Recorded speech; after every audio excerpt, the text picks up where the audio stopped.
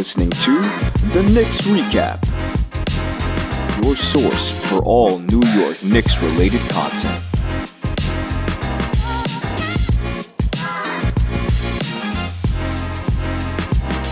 What's going on, everybody, and welcome to another episode of the Knicks Recap, your source for all New York Knicks-related content. I'm your host, Troy, and don't forget to hit that notification bell so you stay updated with all of our latest episodes. Joining me today, we have a very special guest. Now, you've seen him with his Meta World Peace interview, and I recently just saw him with his Channing Frye interview, and I'm a little jealous, can't lie about that. One half of the Bad Weather Fans podcast, Alex B. Alex, what's going on, brother? How you doing today, man? Good, man. I'm doing well. Living the life, trying to get by day. You know how it is. So, yeah, thanks for having me on. I appreciate it. Of course, man. Me and you have been talking about this for a while. We were supposed to hop on this for a long time. I'm glad we're having the opportunity now, especially, with the Knicks closing in on that playoff contention, trying to clinch that fifth seed. I'm wearing a little bit of a red and white today because if you didn't really know, if you're living on a rock, the Knicks, without Julius Randle, beat the Miami Heat last night, somehow. 101-92. So, Alex, somehow they beat the team that they weren't supposed to beat because they were healthy. Julius Randle didn't do anything in that game. He got injured stepping on Bam's foot. He's out, and we're going to get to that, obviously with Randle's injury. He's out for 2 weeks, but we'll get into that. But just really quickly, just your thoughts on the game. I mean, this Knicks team and Jalen Brunson resting in that fourth quarter and playing the kids, I mean, I had to double take my TV at a second because I didn't think Tibbs was coaching this. I thought he went to the back and Johnny Bryant came out. I was very concerned but happy at the same time. I'm seeing Immanuel Quickley blossom. What was your thoughts last night, the Knicks pulling out this victory against the Heat in a game they didn't have their two-time All-Star in? I think it was amazing. It was one of those days where every Knicks fan could be proud to be a Knicks fan.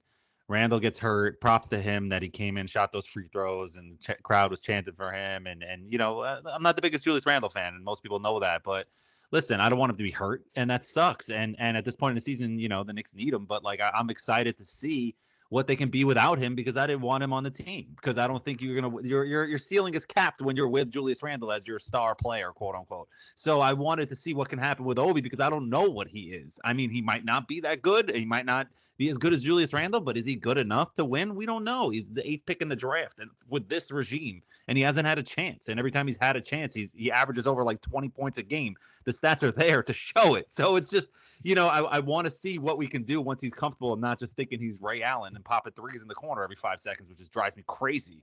But I'm ready to see what can happen with this team. And comparing Tibbs right now is, I think, as a sports fan, a New York sports fan, I'm sure have followed the Giants at least very, casually. Tom Coughlin, it feels like, and not that the Knicks are going to win the championship like Coughlin did, but he got to a point where there was like a mutiny there, and then the point like that he was almost fired, and then he switched up his approach and got a little softer and became a little nicer. Even Tiki Barber ended up retiring because he was such an asshole. You know what I mean? Right. And so he ended up he's like, okay, I lost my star running back. We got to see what happens here. The Shockey's not here anymore. Let's see what happens. He changed up his approach, and they end up winning the Super Bowl and going on this amazing run. So it's just not that the Knicks are going to win the championship, but Tibbs, I think, might mid-season whenever that happened, when he shortened the rotation, which he probably should make it a little bit 10, maybe 11. Sometimes rest some guys here and there. There's a happy medium there, but whatever. Once he started playing bench Fournier and bench Rose and started playing McBride, played Sims more. I mean, Sims is on the bench now, but McBride got into the rotation, and then Josh Hart came. It just became this situation where it just all clicked, and they've been playing really well. I mean, this season they're riding on the coattails of 2 big winning streaks, right? Like the one in December, and then the 9-game winning streak recently that should have been 10, and they blew it to Charlotte. But I believe he can learn. It's not the end of the world keeping Tibbs. I mean, he's old, but and he's almost a senior citizen. I joke about that, not to be ageist or anything, but it's just you're trying to build this culture and you have an old coach. How long is he really going to be here? What are you really building? You know what I'm saying? That's my point of why I wanted to fire him. And I still would at the end of the season, but at the end of the day, it's another conversation. But with Randle gone, we get to really see what this team can be. And Donovan Mitchell's not here, but this summer we'll see what happens. So let's just see what happens right now. Now Randall's out. He's, what is he going to be reevaluated in 2 weeks, right? They said. So it's not even like he'll be back in 2 weeks. They're just going to be like, hey, let's see what's up in 2 weeks. So he might not even be back for the playoffs. We'll see. Everybody assumes like, all right, sit him down for the playoffs. You got that extra couple days as the play-in tournament, right? So, we'll see what happens. I'm sure he'll be back for the playoffs. There's no way he's going to miss it. He's just not that kind of guy. So let's see how Obi plays. It's going to be one of those things where I feel like Obi could come out and like not dominate, but play really well. And then all of a sudden, that ankle feels kind of good now. Time to come back, So if he impresses too much. Exactly. Listen, man. Thibs said something scary to me yesterday. If you listen to the post game, he said that at the 4, he could potentially seeing, he likes Obi there. But he also likes Josh Hart there. Mm-hmm. He also likes Sims there. Now, I don't know about you, but if I see Sims and Mitchell Robinson on the same court together, I might lose my damn mind, Alex. What do you think about that comment?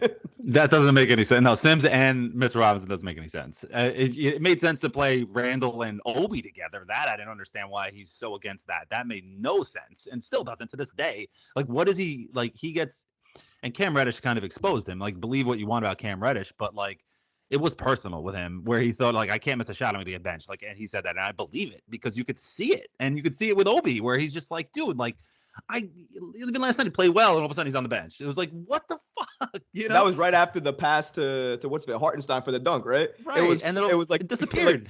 Like, he got pulled. It's like, wait, but why did you get pulled? If anything, we're talking about mistakes. Didn't the Hart like had 2 turnovers, like like going down the court? Like if you're talking about like coaching, like Obi made a pass and it was successful when we got the bucket. And Josh Hart didn't. Now I get Josh Hart is the player that right. Likes traded for him. Yeah. Right. Yeah. So I get that aspect of it. We're talking just about coaching. I mean, there's no reason to pull him at that moment. Wait till he fucks up and then pull him. You know what I'm saying? Like, don't do it. Yeah. Let him get into a rhythm. Let him not feel like there's, he's looking over his shoulder every time he makes a mistake. And that's why he messes up. And that's why he plays better in the games where he plays over 30 minutes. Like I said, he's averaging close to 25 points a game when he plays over 30 minutes in his career. And it's only like a sample size of like 7 games. I say he's 5 to 7 games, whatever it is. But that's just where it's like, you get like, whoa. And that's where I put out a tweet maybe last year or earlier in the year, like, we'll never know. Obi could be Halliburton, but we'll never know because he's never going to get a chance here. Excuse me. But like, at the end of the day, people take my words out of context. So now people see that tweet that gets kind of not half viral. It goes like 300, 400 likes. People see that and be like, oh, you're so delusional. I'm like, I'm not saying he will be Halliburton. I'm saying this guy was the 8th pick in the draft and shows flashes when he gets a chance. Let's see what the hell he is. Like, that's all I want to know. I have the worst PTSD of like, he's going to go somewhere else, like Miami or somewhere else, and he's going to be a 10-year player, starter, dominant force, like poor man's Sean Marion. And we're going to be like, oh, well, I wish we had a player like that. It's the same shit. So now let's see what happens. Because last year he got to play at the end of the season, the 5 games where he played well. It was no pressure. The games meant nothing, but now the games mean something. You're playing for seeding. You're playing big games. You're playing big matchups on, and the pressure's on, and you might have to start some playoff games. Now we're really going to get to see Obi, because he played well in the playoffs. He didn't play well, 2 years ago in the regular season, but in the playoffs, he played really well. Like, surprised me where they were chanting his name. His mom was crying. Remember that whole situation? Yeah, it was ridiculous. Yeah. So let's see, man. Let's see what happens. I'm excited to see it. So as you mentioned before, and we're going to talk about it. Julius Randle, obviously ankle injury, ankle sprain. Mm-hmm. They're saying 2 weeks to be evaluated, which puts it at April 13th. Playoffs, obviously April 15th. So if we all know Julius, I think we all do, the 2-week evaluation for him in his mind is thinking, I got 2 weeks to get back, and I need to get back because I think we all can say it. The Knicks team right now, of course, we want them to clinch. We want them to take the 5th seed. I don't think they're going to get the 4th. And obviously, Miami, we pushed them back a little bit, but the Nets are right on our tails. We're only 2.5 games behind them still, right? So they're still coming. So we still have to focus and win these next games that we have. 5 games left. It's going to be important. But don't get it mistaken. If we don't have Randle in the playoffs, this team is likely not winning any round. I mean, Randle is a needed fixture in here. Unless Obi's going to go off for 30 every night. But unless that doesn't happen, then Randle's going to need to come back and play that elite type of level offense and hopefully find his defensive whereabouts at some point. Because I feel like after All-Star break, he's kind of been slipping to the point where he's not even putting up any hands or fingers or anything when he's defending. He's kind of just laying back. And every time I see that, I don't know about you, Alex, but I see everybody else defending well, and I see him lay back. And sometimes I feel like the rooks look at him do that, and sometimes they'll lean back. As you see with Grimes, sometimes he leaned back in the first half, and then in the second half, he locked in on them, and he started doing the defensive efforts that we saw him doing, cutting like we know he can cut. So, for me, what do you think about Randle, his injury now? If he does potentially miss the first round, let's say, do you see the Knicks getting out of the first round without him? No, I don't see the Knicks getting out of the first round regardless. I think where they play Cleveland or Philly, I don't see it. I mean, they can give them a series. You know what I mean? Philly, I mean, Cleveland's right on Philly's tail. Cleveland is good. People want Donovan Mitchell to be bad so badly, and to justify the Knicks not dropping the ball, not giving up the 4 picks to get him. And they could have kept RJ, they could have kept Quickley and gave up the 4 picks and gave up Obi and Grimes and a couple other, that could have happened. People pick and choose what reports that they want to believe, but like the people that are usually right are people like we like to make fun of him, but Berman's usually right, Begley's usually right. And they said, early in the summer, it's more about draft picks than it is about players. But the Knicks were so against giving up 4 picks. Imagine Donovan Mitchell on this team right now. I know I don't want to go backwards. I want to go forward, but imagine Donovan Mitchell on this team right now with Brunson, Mitchell, RJ, Randle, Mitchell Robinson as your 5. And then maybe you end up getting Hart anyway in the middle of the season too. And that's a really, really close. You're in the top 3 in the East. You know what I mean? So that's what I'm thinking. But at the end of the day, I don't think the Knicks have enough to win a round. I think they can make it a 6 or 7 game series, depending on who they're playing and what the matchup is and their health and who's hot. But with Brunson banged up and with Randle banged up and with the team not as good as we thought they would be, RJ's not as good as we thought he'd be this year, I don't see them getting out of the first round because like I said, people want Donovan Mitchell to be bad so badly to justify their feelings over the summer, to justify the Knicks messing up. And it's okay to say they messed up and still root for them. But at the end of the day, it's the Cavs don't lose, man. You know what I mean? We're like, we can catch the Cavs. They're only 3 games better. I was like, yeah, that was like 4 months ago. Now, it's just they're not going to catch them. It is what it is. They're a new team and they're trying to get together and they're going to be fine, man. They're going to surprise people. Alex, you don't think the matchups for the look? First of all, I get it, and I don't want to see that Sixers team at all. I know. If you're going to tell me Harden's hobbled and Joel Embiid on his one leg, I'll take him. But if Joel Embiid is healthy, please, I don't want that smoke. I don't want to see. Trust me, I want the Cavs more than the Sixers. Trust me. Right. No, I think the Cavs will beat them, but I don't want to play the Sixers. That might be a sweep. Right, that's what I'm saying, or even a gentleman's sweep if we're lucky. I don't want to touch that team, but the Cavs. Look, I may have to disagree here a little bit. Just look, I know they're playing well. Donovan Mitchell, man, my God, the dunks he's been doing, he's making people taller than him look so much smaller. Right. It's kind of ridiculous what he's doing, especially when they called him undersized for the longest time, right? I mean, if you're undersized and doing that, can I be that undersized and do that? That's why it was bullshit. It was all bullshit. It was just all slander to try to make themselves feel better. It was all manipulation and like Channing Frye was on Bad Weather Fans with Mike and I, like you mentioned it.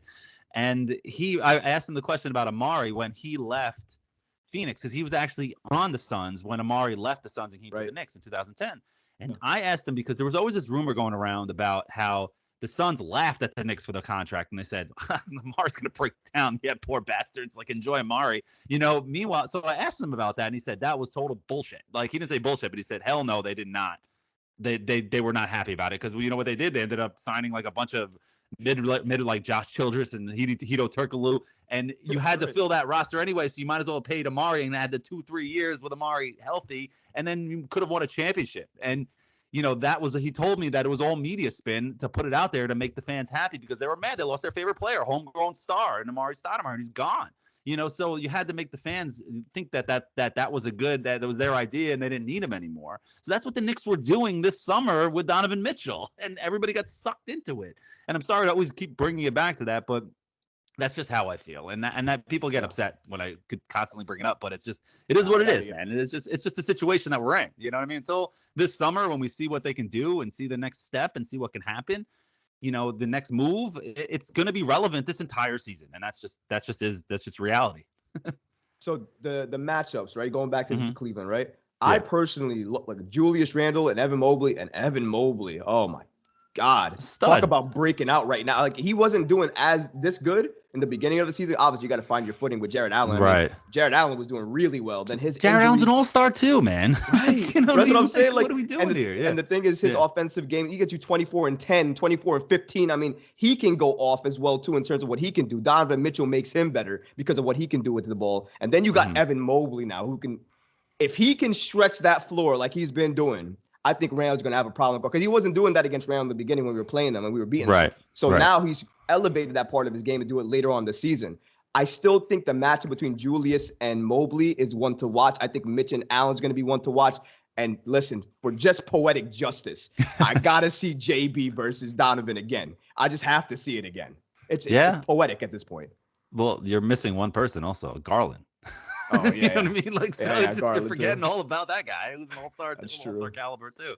So it's like the Cavs are stacked, man. People act like they stink, and they're stacked. And these guys are really, really good, and they have guys like Osman who's been around, and you know what I mean. So like they have like a really good squad, and I love the Knicks. I'm going to root for them. I'm not rooting for the Cavs. Don't get me wrong. I'm just giving you the honest opinion of what I feel. You know what I mean? I hear you. I hope the Knicks sweep them. And, it is what it is. But I like that energy. That's it. That's it right there. Now, let's take out the not likely part and just keep it. Let's sweep them. There you go. Just beat them every game. Don't lose a quarter. Yeah. One of the keys to that, right, is going to be Immanuel Quickley. Now, my personal opinion, he's sixth man of the year. I think Brogdon had a case for it for a while. I think Quickley has taken that over right now, given his current play, what he's doing right now. He's leading this team.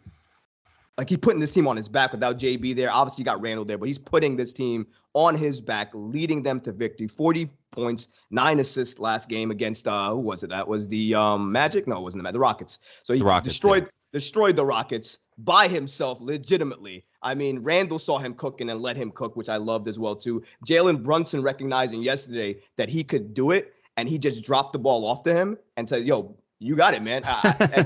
It's so funny. People keep telling me that Jalen Brunson doesn't like to pass, even though he's averaging a career high in assists. And he doesn't like to move the ball, even though when he passes the ball, other people freaking miss the damn shot, so he doesn't get the assist. But I'd like to see a potential assist in that matter. But there's one thing that IQ does a little bit better than Jalen, and he said it on the postgame. When he starts, he sees the game differently. He wants to get others involved. And one of the things that I harp on Brunson, as good as he's been, is just that I know you can get your shot whenever you want. You're a mid-range assassin.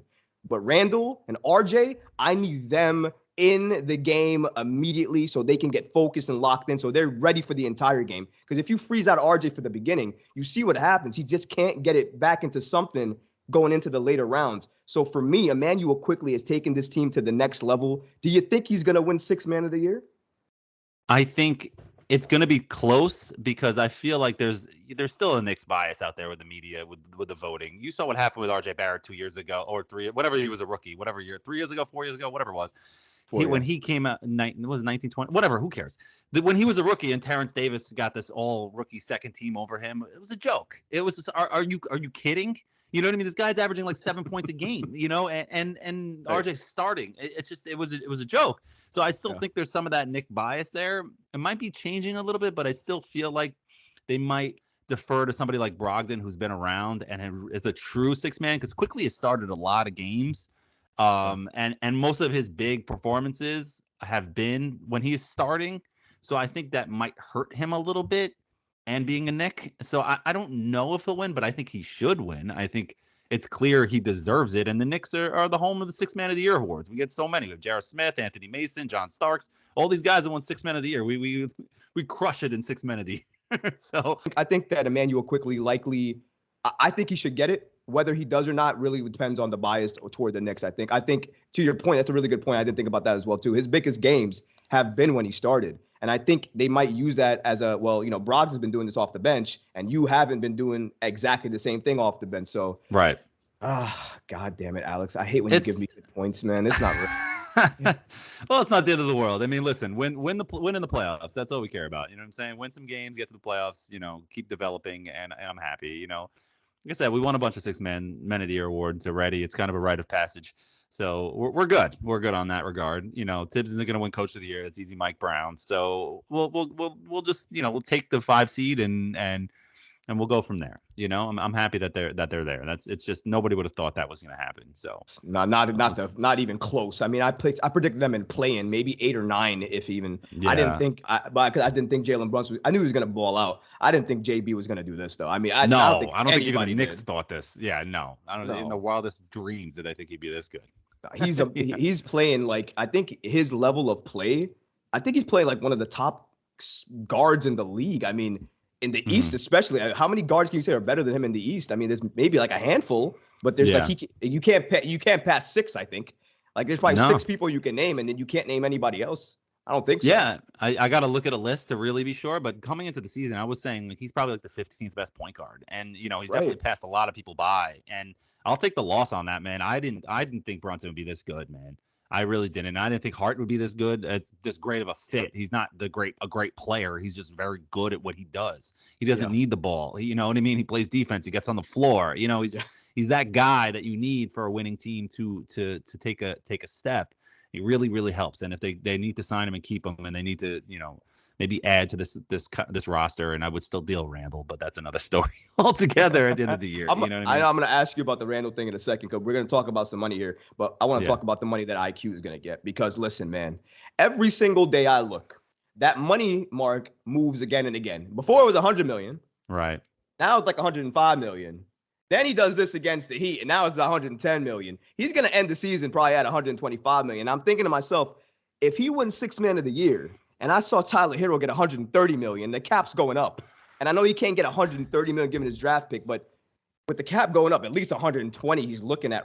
I feel like he's around that range, and teams are going to offer him that even if the Knicks don't. So the Knicks are going to be in a little bit of a pickle here, because you got to pay him. You mentioned Hart, and you're not going to trade essentially 2 first-round picks for Josh Hart and then not retain him. But then what is he, 18 million? And then you got Randle, you got Jalen Brunson, you got RJ Barrett. I mean, you got a lot of money tied up, and you're talking about adding an asset.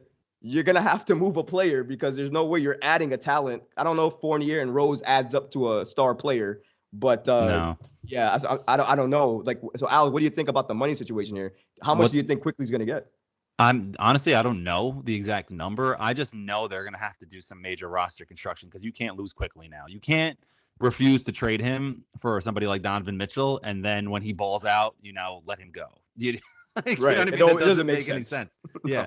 So, but I think the issue is, you nailed it with Evan Fournier, is a big hole on this roster with the cap. You're going to have to dump him in some kind of Alec Burks or Noel type trade, where you just give him to the Pistons. You know what I mean? Take our only trade partner.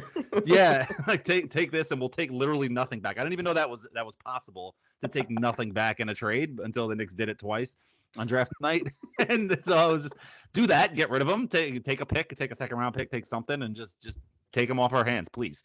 And that'll be nice if they can do that. But it's scary to say, because before the season, you didn't know this, and I'm lowering my voice because I'm about to tell you something that's going to blow your mind a little bit. I feel like Immanuel Quickley may be playing RJ Barrett out of New York right now. Maybe. Because Immanuel Quickley is really, really taking a step. And RJ Barrett has looked bad most of the year. I love RJ Barrett. I'm a huge fan of his. And I really think he can be a really, really, really good player in this league, borderline all-star. But right now, if you have to make a decision right now, and they're not trading Randle, and I want them to trade Randle, and I'm going on the premise that they won't trade Randle. I'd rather them trade Randle, keep RJ Quickley, Brunson, and build off that with Mitchell Robinson.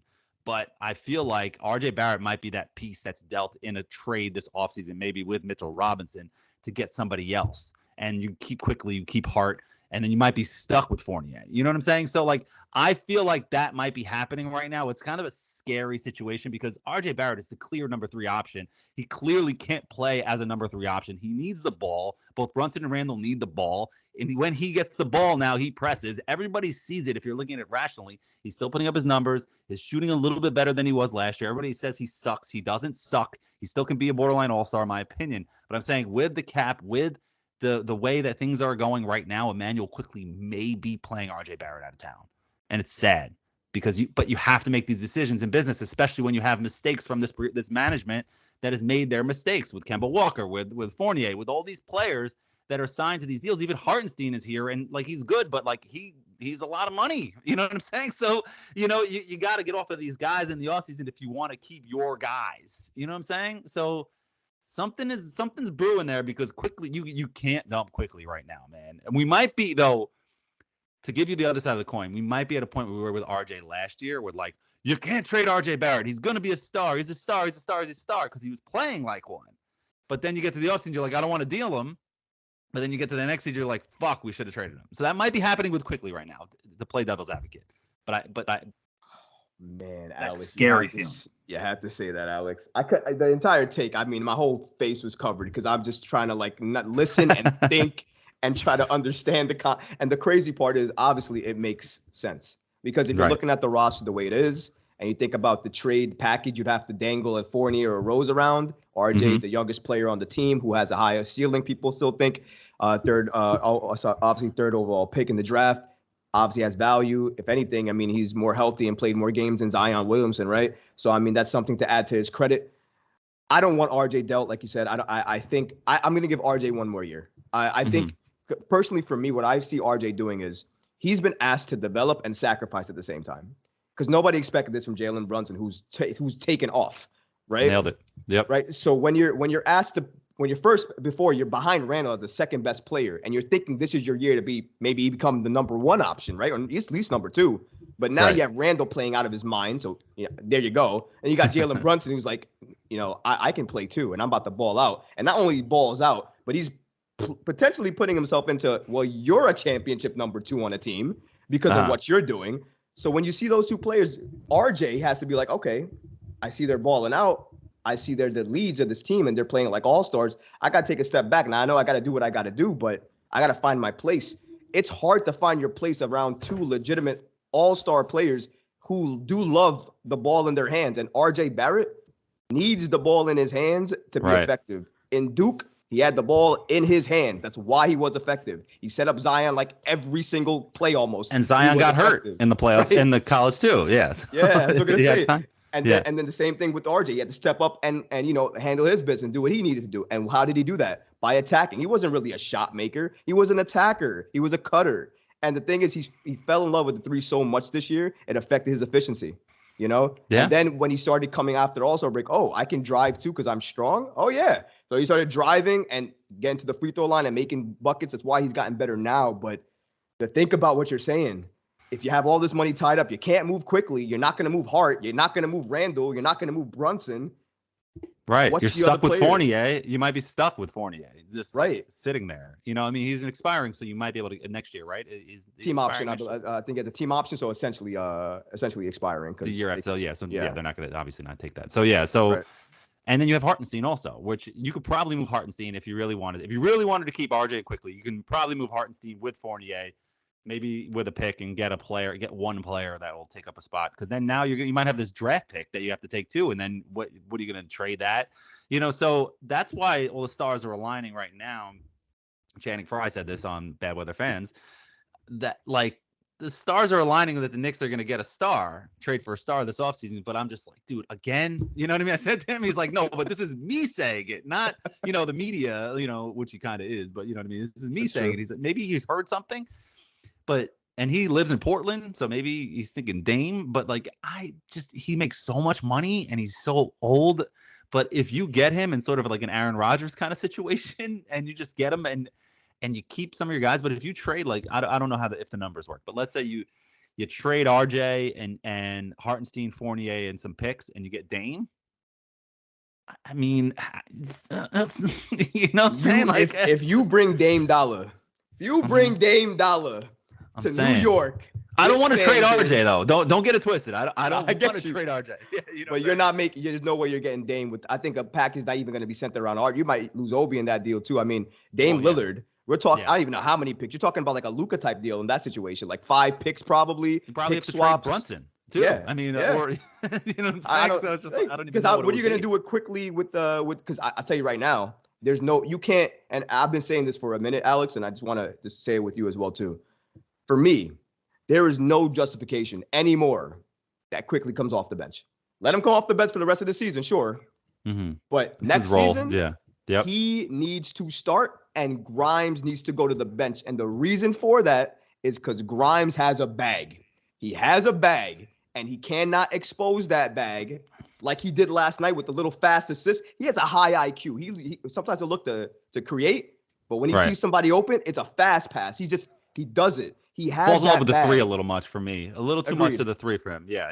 But But go ahead. I'm sorry. Yeah, go ahead. No, it's okay. Yeah. It's okay. Like, but the thing is, obviously, we got him in there because he's supposed to stretch the floor as a three, shooter. Right. His three's Right. gotten better lately, I think, because he's been taking a little bit more efficient open shots versus shots with people in his face or among traffic where he's stopping and popping. So I agree that that's a little bit better for him. But his bag that he can show off the bench, kind of like how Quickly was able to develop off the bench before he did this. Right. I think Grimes would have the same effect. And if you switch them, you don't lose the elite defense. If anything, Quickly's your best on-ball defender. So you get Quickly there, and then you get, in my opinion, somebody who I trust. If you pass the ball to him, I'm trusting him to make that three-pointer than more than I'm trusting Grimes to do it. I think it just makes sense in all categories. What do you think about a move if you did a switch with an IQ and Grimes?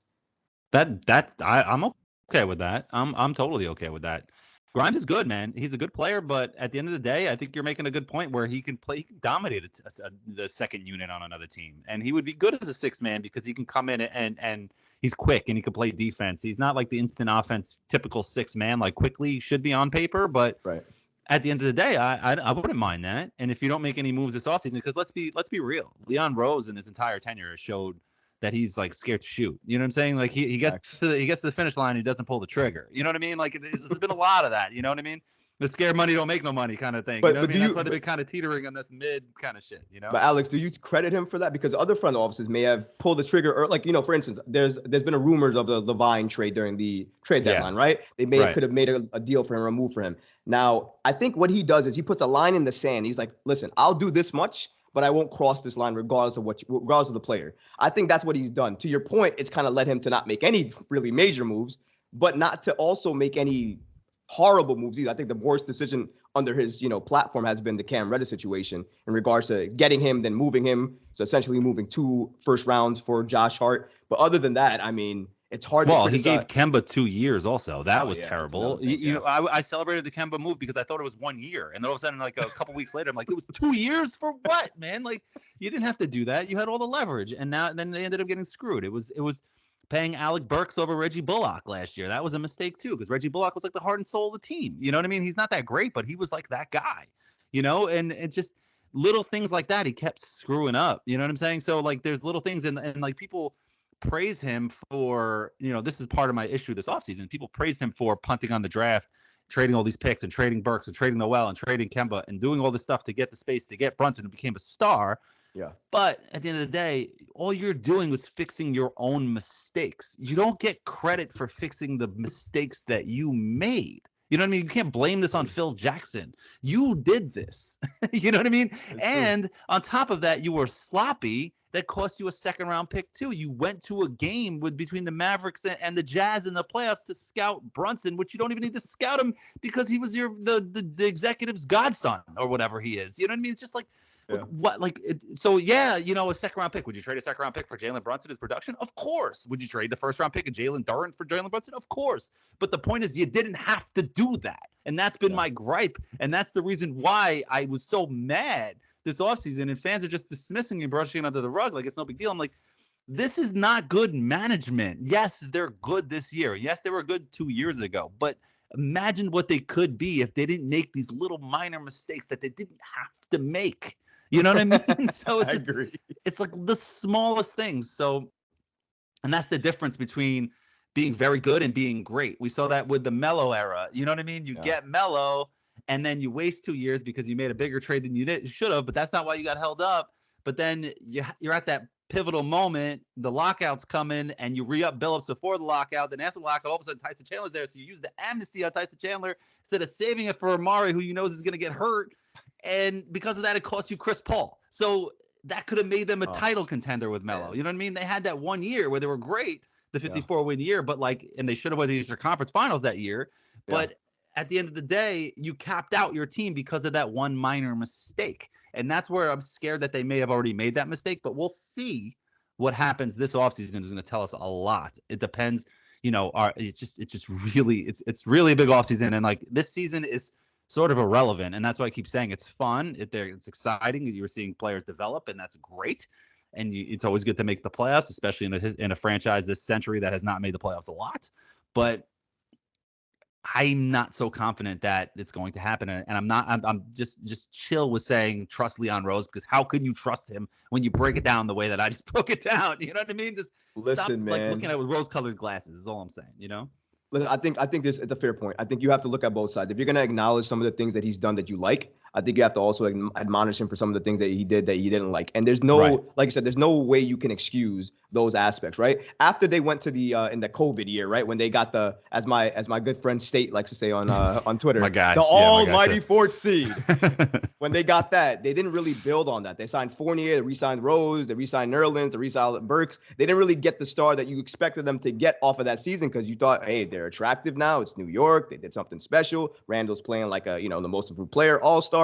You thought they were going to do something big. Like, I think that's when you needed to add Brunson, right? Like at that point, and then see, and maybe have this year then, and then build off of that. And maybe now you get Donovan in this year. You're like, who knows, right? But I think that's what they should have done. So there's no way to erase that. I know a lot of people like to. They say, oh, it's COVID.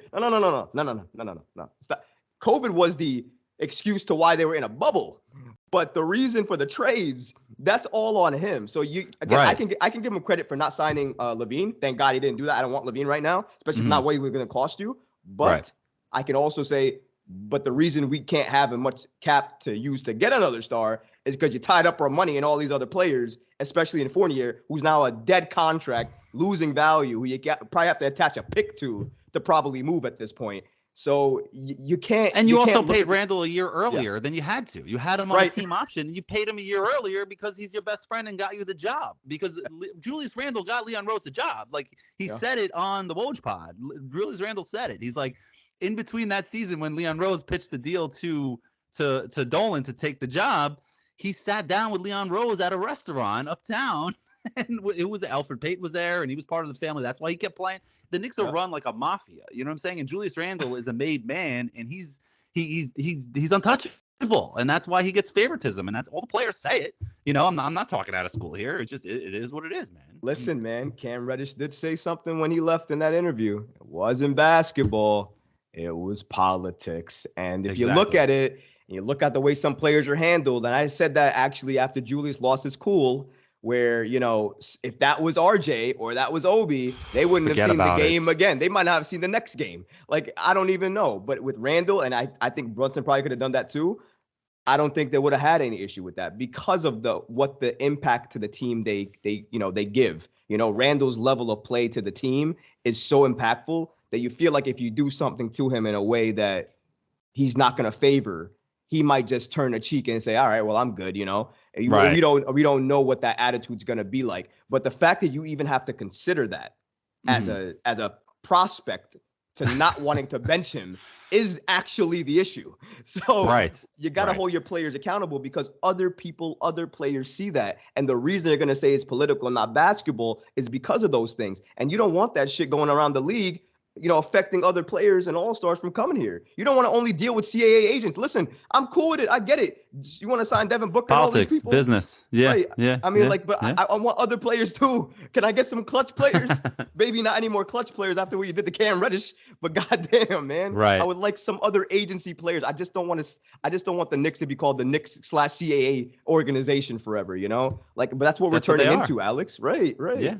I mean, it's what they are, and it's just it's the situation that we're in, and it's just the hand we're dealt, and we have to deal with it. It just is what it is, and it stinks. And I don't even know where I'm going to go from there, because it just shows like they really, with the favoritism, and Julius Randle gets his favoritism and able to do whatever he wants, and he's not even on the level of like a LeBron James or a Dame or somebody where it's like, all right, well, or Kawhi, who can go party in Vegas in between games, because he's Kawhi Leonard.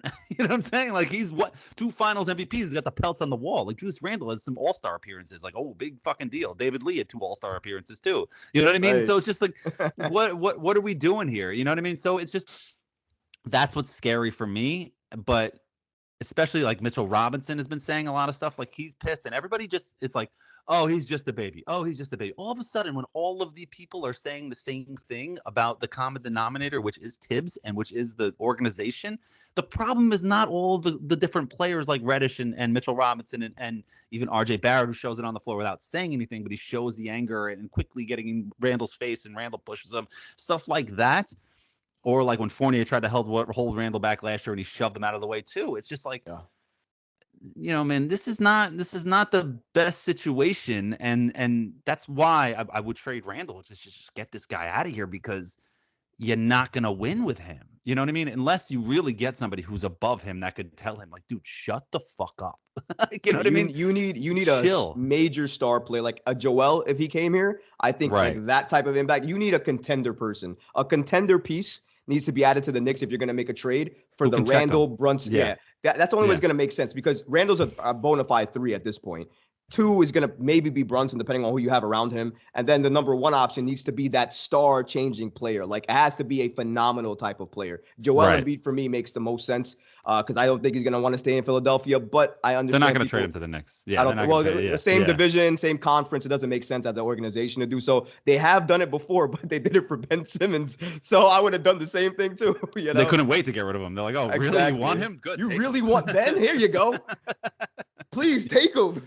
Poor Mike. Oh my God. Poor Mike. What is Mike gonna do, man? He's already out for the whole season. Who knows what the hell? He might be back. Hey, he said he was gonna be healthy when next season comes. I just hope he's healthy and not scared of the basket. The Nets have to stretch provision him. They got to get him out of there. Just get him out of there. Yeah. You're gonna have to Joakim Noah him, right? Yeah, just get him out of there. Josh Smith him. He's better out than in. It's just, even, save the money, and you still have to pay some money, but just get that negativity out of there. You know what I mean? But anyway, who cares about the Nets, right? So yeah, agreed. But unfortunately, we got to talk about a little bit. We're talking about standings right now. So standings wise, right now, obviously we got the Knicks. We got the Knicks obviously in 5th, Nets in 6th. We're 2.5 games above them, and then the Heat are right behind them, and game and a half behind them. Cavaliers are very much ahead of us. I think we're, 4 games ahead of us right now. The Cavs it's over. We're not. We're not catching them. And that brings me to the point right now, right? So you talked about who you wanted to see in the playoffs. Obviously, you said Cleveland. I believe Cleveland's well too. I think the matchup makes sense. I don't think anybody else on that list does anything for us, any favors.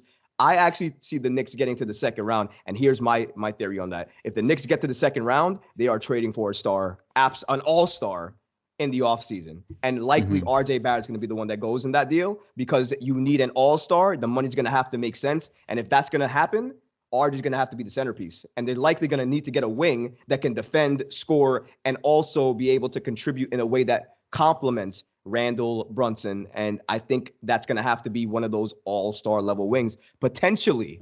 And I'm going to put it out there. And I don't want the guy, but I know he might be available given what the Clippers do. PG could be available, and he might not cost a damn thing given what he might do in the playoffs, his age and all that stuff. It might be possible. So I'm just going to put that out there and leave it at that. That's a good one. What do you think, Alex? That's a good one. I didn't think of. That's a good one, because, if you really to trade Randall, but that's a good one.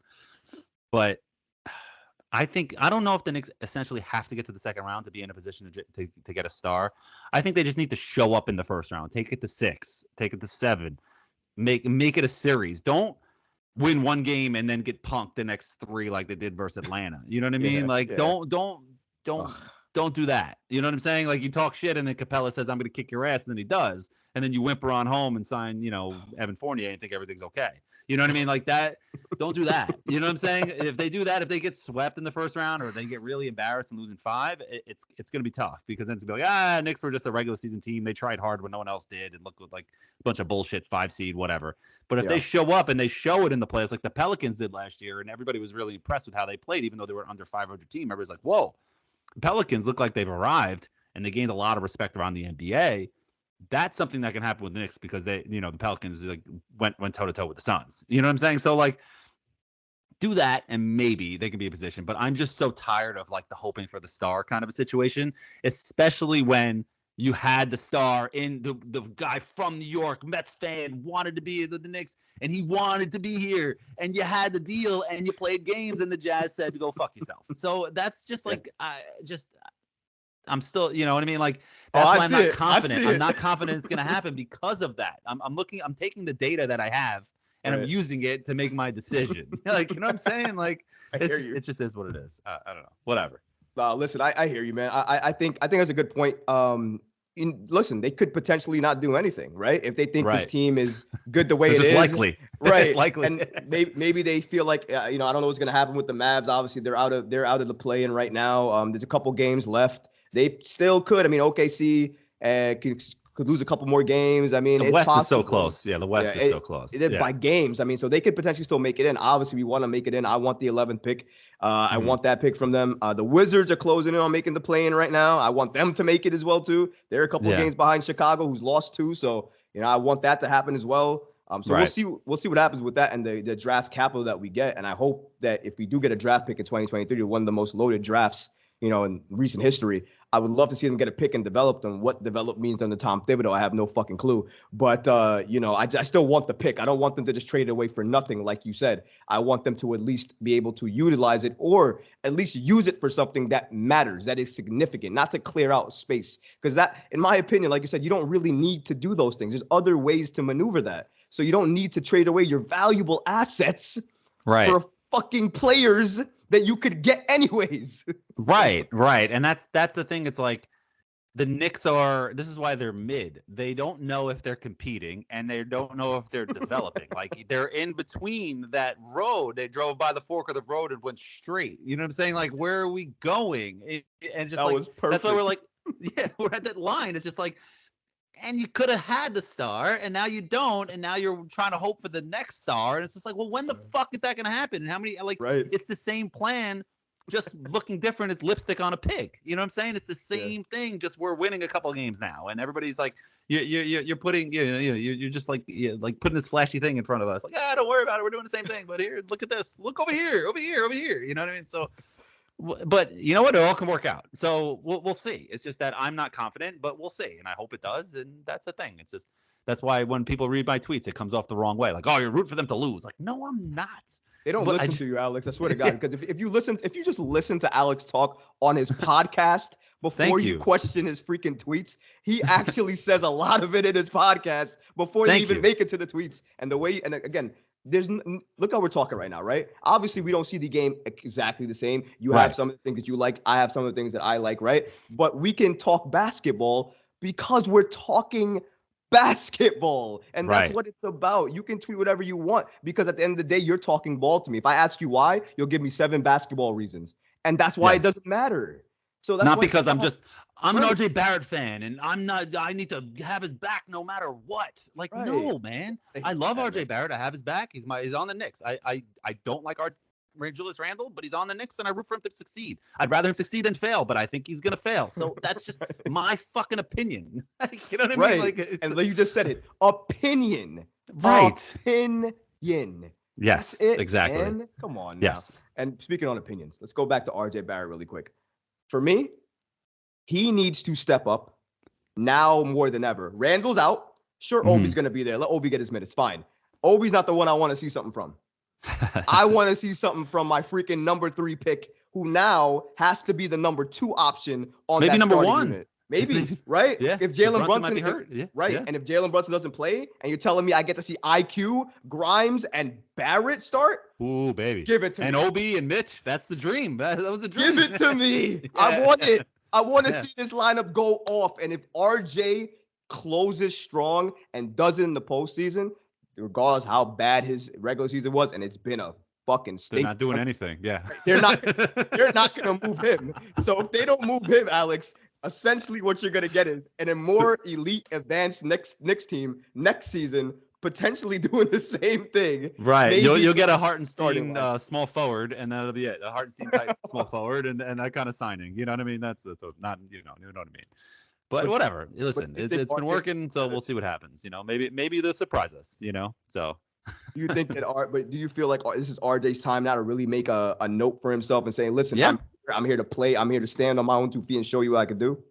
More Obi, because he hasn't had a chance. RJ, I feel like he can. I feel like he will show us when he's the guy again like the number 2 or 1 guy. I think he'll show us that what he was showing us last year, where it's like, give me the ball, get the fuck out of my way, I'm getting my buckets. Like that's what he was at the end of the year last year, and I loved it. And that's why I was calling him a star. And Mike was mocking me on Bad Weather Fans, like, dude, he's not a star. Like, what are you talking about? Like, you're not watching. Like, I see it. It's not just the points. It's like he's coming to his own, and then this year he's been kind of neutered. You know what I'm saying? So it's just, and now he's like unconfident. He's going to regress, and it's just like. So I feel like I expect RJ to play better over the last few games without Randle. I'm looking to see Obi. I really, really, really want to see Obi play 30-plus minutes a night, and let me see. Do it in pressurized situations in our dream lineup that we said, and let's see what the hell we got, man. Let's really, really see it. So 100% agree with you there, Alex. This is going to be my last question for you. We've been talking for a while. And to be honest, if there was no timer on this, I could talk to you for 5 hours. You're probably going to get bored. But we just talk about Knicks all day. Yeah, you might man, even go to you might even go to the Jets. You know, I'm a Jets fan, honestly. So you might talk about Lamar Jackson and freaking Aaron Rodgers all over again. And trust me, oh yeah, man, I wish. Yeah. I've been banging my head against the wall for the last week, man. That'll be on the Jets recap. Yeah, the Jets. There recap. you go. There you go. Hey, new idea. Hey, there you go. So lastly, man, obviously tomorrow night playing the Cleveland Cavaliers. What's likely to be the playoff preview that we're looking at? Cavs seemingly healthy. Obviously, Knicks are not. We're likely going to be without Randle, potentially even without Jalen Brunson. I don't know what's going to happen there. Although he said in the post game afterwards that his wrist felt fine and he felt amazing. So I think he'll probably play, but who knows what the minutes are going to be staggered to. What do you think the keys are to beating the Cavaliers tomorrow night? You gotta let guys like Donovan Mitchell or whoever else gets hot, like a Garland, get theirs, because they're gonna get theirs. But you have to make sure that guys like Mobley or Jared Allen down low don't beat you, because if they do, then you have no shot. You know, and that's the thing. Either Garland or Mitchell are gonna go off. You gotta let one of them. It's just what it is. And then you have to hope for the consistent scoring, and you need Mitchell Robinson doesn't play great against Jared Allen. Jared Allen's had his number since he was with Brooklyn. It's been he's one of those guys that just like annoying to play against, you know? And so that's one of those matchups that we need to see, and we need Mitch to step up. And I really, really think RJ is going to show us something over these last few games. And I think that's what we need to win, because Donovan Mitchell's going to get his. It just is what he's in the zone. And Garland Garland's healthy, right? I mean, I believe so. Yeah, I believe I think he was banged up recently, right? Yeah. He had an eye thing like in the beginning of the season. I think he was fine. He had a little bit of a minor injury with his hamstring or something like that. But I think he's back now. Yeah, he's fine. But he's 100. Okay, so that's fine. So so it's just, we'll see. I just. People are saying maybe we should rest everybody, not show them our cards. But like, listen, everybody's got tape. It's 2023. You can't hide people. You can't showcase people and like get their trade value up. It doesn't work like that in 2023. You know what I mean? Maybe in 1997 that could work, and people look at the stats like, oh shit, look at this guy. You know, no, you can't do that now. Everybody's got everything. You got apps. You can watch games on your phone. It doesn't matter. So play them because you want to beat the Cavs, because you don't want to face Philly in the first round. They're close to catching Philly. You want to beat the Cavs because they're only like 2 games out of Philly, right? Or 2.5. I don't know what it is. So it's you don't want Philly. You don't want Philly. Trust me. They're 2.5. They're 2.5. So 2.5 right now. So we don't know what's gonna happen, especially if Joel misses some more games. God knows what that might be. Right. So you want to beat the Cavs. Hopefully Jalen Brunson plays. Let Brunson rest against lesser teams that are coming up. You know what I mean? Like that's what I'm saying. For me, I don't think the Knicks have anything to rest about. I mean, we haven't won anything. We haven't clinched anything. Nothing's clinched. All the games matter. Until we clinch 5th, I don't want anybody. If you're healthy, you're playing. At least clinch top 6. Get me top 6, and then maybe all right, whatever. Who cares? We play. You know, I mean, top 6. I want 5. Trust me. I mean, 5 for me now is getting curious, because if the Sixers and Cavs switch, I'm going for 6th. I don't care. I'll let the next go up. It's fine with me. I'm not trying to have any smoke with Joel Embiid. I do not. That's touching the money though, man. You don't want to touch the money. You don't want to like concoct and lose to face an opponent. That's tough, true. Man. No, that's true too. I don't think they're gonna do that. I think, especially with Thibs, I mean, they're not gonna. They can't do that with Thibs. They're gonna play. They're gonna probably win. That. Yeah, no, he would never. He would. I mean, we're talking about justice. And that's a good thing. That's a good trait about Thibs. He's always looking like, no, we're trying to win, and that's a good trait. That's something I like about Thibs. I don't like a lot of things, but that's something I like about. I think a lot of fans in my Twitterverse and your Twitterverse probably agree with you that there are some fans who love Thibs to death, and about a lot more that want to see his head on a swivel as fast as possible and see Johnny Bryant take over and lead this team to 17 championships, apparently. Oh, yeah. Why is Johnny Bryant the next great coach? Because he's Tibbs' assistant? I mean, isn't he part of the problem? I mean, just like, I would give him a shot, sure. But, like, right. I don't know. I want somebody from the outside, like Sam Cassell or somebody to step in. Oh, that's a good one, actually. Yeah. That's somebody I've been liking. I loved Quinn Snyder, but obviously, yeah, now he's gone. Yeah. But no, Sam Cassell always did it for me because he's got the mouth for New York. He played for the Nets, so he knows the market. You know what I mean? Yeah. He played against the Knicks in the '94 finals. He knows what this town can be. You know what I mean? So it's just that's the guy, man. That's what I think is going to be the next great coach in the NBA. I mean, maybe not great, but like really good. Like I think he has potential. So that's the guy I really want. I hope we don't lose out on him. But Tibbs is obviously getting another year now based on the way the season is going. So I don't think Tibbs are going to get fired at all, especially if depending on what they do in the playoffs. I mean, they could re-sign him, which is a scary thought. But like, when is he going to coach at 70 years old? He's going to be 65, and it's just like 64. Like, what are we doing? They're looking here? at Popovich. They're looking at Popovich. If Popovich can do it, he can do it. The titles, bro. I know. Trust me. With you and I understand it. He's not the same as Popovich, but they're going to say, well, he's coaching, so why can't he coach? Of course, the difference is the rings, obviously. But that's kind of what it is. I've said it before. Thibs got this team to a threshold, kind of like a Mark Jackson, right? But then you needed a Kerr to take them to the next level. This team needs its Kerr. I don't know who that is, but they need to find that Kerr and have them take them to the next. Yeah, potentially, right? It could be. It could be. And you're like you said, it fits. He checks a lot of boxes, and especially with accountability. That's kind of for me what it is, because I don't think he'll care whether you're getting paid $1 or $100 million. He's gonna sit you or play you regardless because of how you affect the team. So I think that's why I like coaches like that. Monty Williams, for instance, benching Hall of Famer Chris Paul. Who else is gonna do that besides Monty freaking Williams? I need coaches like that. That's the coach I need that's gonna elevate this team to a contender level, depending on the talent, obviously. But I agree. We're gonna talk about this all day. I got one message for your friend Mike. I tweeted this out actually earlier. Mike Biseglia, yes. Yeah. Co-host of the Bad Weather Fans podcast with me. Thank you. Yes. He definitely is co-hosting with you. God bless your heart. Mike, I think it's time for you guys to move back to New Jersey.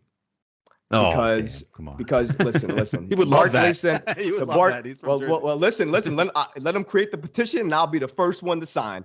Barclays should be used as a storage center for the training facility assets, okay? And maybe some musical concerts, and maybe for Jay-Z's weddings, like whatever. But other than that, I don't want to see any more Nets crap in the New York market, because you know what? No, we good. Alex, we're good.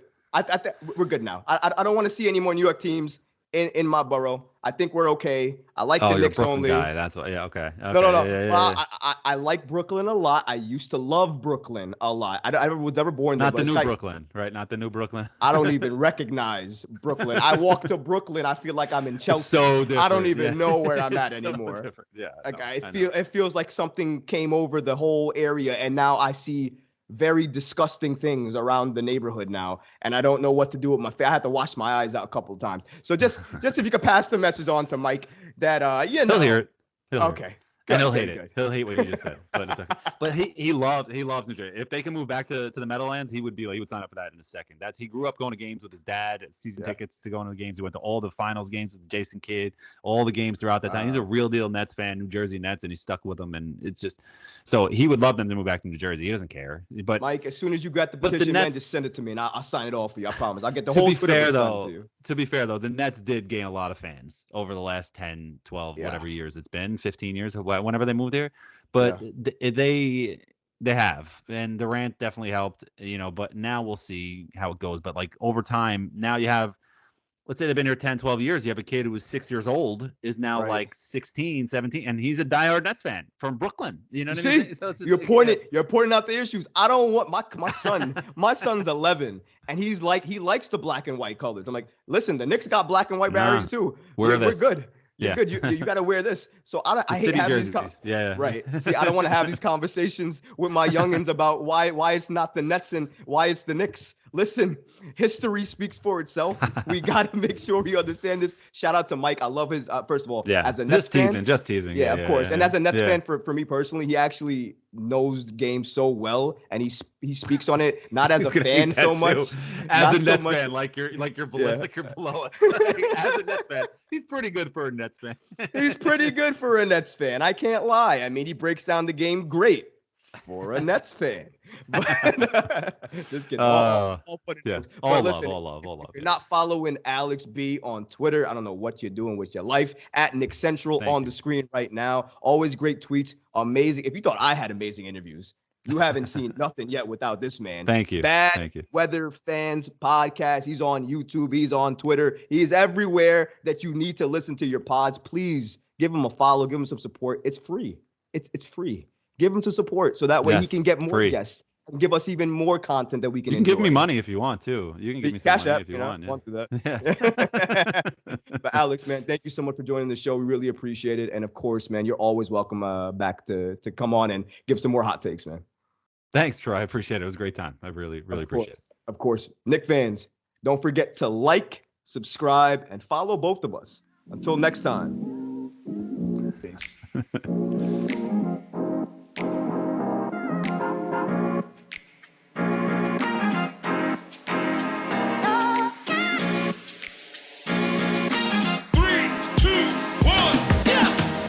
Listen to new episodes of The Knicks Recap, streaming every Friday.